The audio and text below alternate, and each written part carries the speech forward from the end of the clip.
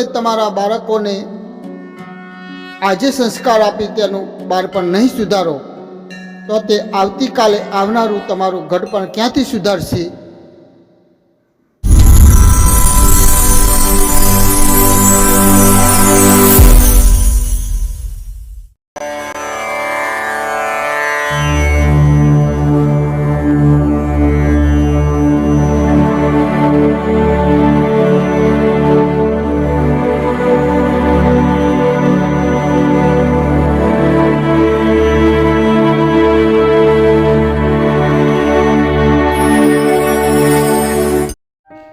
નમસ્કાર વાલા ભાઈઓ, બહેનો તેમજ વડીલો. બાળકનું શિક્ષણ એ વિષયમાં પ્રવેશતા પહેલાં હું આજે શિક્ષણ જગતમાં બનતી ઘટનાઓ વિશે થોડી વાત કરીશ. આજનું શિક્ષણ બાળકમાં સંસ્કાર, સંયમ, વિવેક, વિનય, પ્રેમ ભાવના, સહકાર, વિદ્યા આપવાને બદલે અહમ, ભેદભાવ, ગુંડાગીર્દી, અવિવેક, વ્યભિચાર, જાતીય સંબંધો, સ્વચ્છંદતા વગેરે જેવા દુર્ગુણો પીરસે છે. તેથી કોલેજમાં યુજીસી જેવા કાયદા મૂકવા પડે છે. આજે આપણે સ્ત્રી શિક્ષણ પર ભાર તો મૂકીએ છીએ, પરંતુ કોઈ યુવતી કોલેજમાં પોતાના શીલ સંસ્કારને જાળવી શકશે કે કેમ તે દરેક માતા પિતા માટે ચિંતાનો વિષય છે. આજે ફ્રેન્ડશીપ જેવા શબ્દોના નામે કોલેજ શાળાઓમાં ભણવાને બદલે બોયફ્રેન્ડ અને ગર્લફ્રેન્ડ બનાવવાનો ક્રેઝ છે અને તે પણ સહજતાપૂર્વક સ્વીકારવામાં આવે છે અને આવા સંબંધોમાં ગર્વ લેવાય છે. તે ઉપરથી જ ક્વોલિટીહીન શિક્ષણ તેમજ બાળકના ચારિત્ર્ય ઘડતરમાં શિક્ષણ નિષ્ફળ ગયું છે તેમ કહેવામાં સહેજ પણ મને ખચકાટ થતો નથી. વળી આજે કોલેજમાં ઇલેક્શનના નામે મારામારી, વળી કોલેજમાં બનતા રેપના કિસ્સા કે રેગિંગ જેવી ઘટનાઓ સામાન્ય બની ગઈ છે ને આનાથી શિક્ષણને મુક્ત કરવામાં આજની શિક્ષણ કે શાસન વ્યવસ્થા નિષ્ફળ ગઈ છે. આજે તે કોલેજમાં જ ચારિત્રવાન નાગરિકોના ઘડતરને બદલે ગુંડા તત્વો પેદા થાય છે ને તે આગળ જતા રાજકારણમાં પ્રવેશે છે. આજનું શિક્ષણ બાળકને રામ, કૃષ્ણ કે માનવ નહીં પરંતુ રાવણ તૈયાર કરે છે.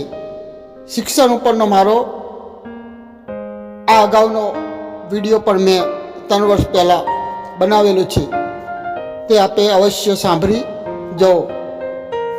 વળી આજે શાળામાં પણ બાળકો સામાન્ય ઝઘડાઓમાં એકબીજાના ખૂન કરવા પર આવી જાય છે. તે આપણે હમણાં જ 6-7 મહિના પહેલાં અમદાવાદમાં બનેલી એક ઘટના બધાએ સાંભળી હશે. અરે વાત તો જવા દો, હું તમને શું વાત કરું કે હજુ હમણાં મારી દીકરી પીટીસીમાં ઇન્ટર્નશીપ અર્થે એક સ્કૂલમાં જઈ હતી. ત્યાં 5 થી 7 ધોરણના બાળકોને પાઠ આપવાના અને સાંસ્કૃતિક પ્રોગ્રામ માટે તૈયાર કરવાના હતા.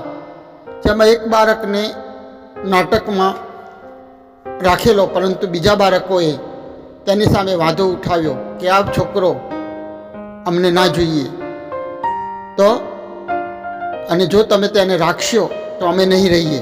પરંતુ તેમની વાતને સામાન્ય ગણી જ્યારે તે છોકરાને રાખવામાં આવ્યો પ્રોગ્રામમાં, ત્યારે તમે વિચાર કરો કે તે 5, 6 અને 7માં ભણતા છોકરાઓ પણ ચાકુ અને કડા જેવા જીવલેણ હથિયારો લઈને તેને મારવા આવ્યા.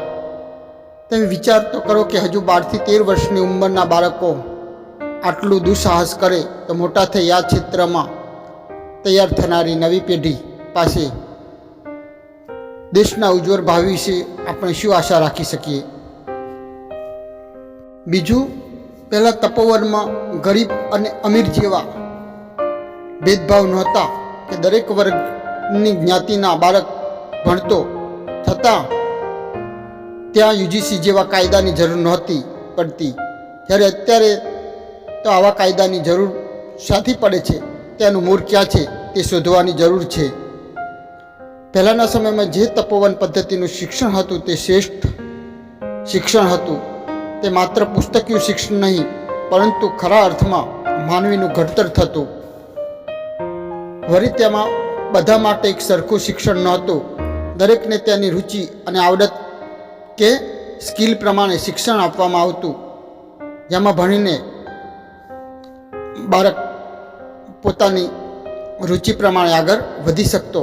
જેમ કે ભીમને ગદાનું, અર્જુનને ધનુર્વિદ્યાનું, યુધિષ્ઠિરને ભાલાનું, તેમ દરેકને તેની આવડત પ્રમાણે તેમાં શ્રેષ્ઠ બનાવવામાં આવતો અને તેને અનેક શાસ્ત્રોનો તો અભ્યાસ કરવામાં આવતો, પરંતુ સામાન્ય આજીવિકા મેળવી શકે તેવું પણ ઉદ્યોગ ધંધાનું શિક્ષણ અપાતું.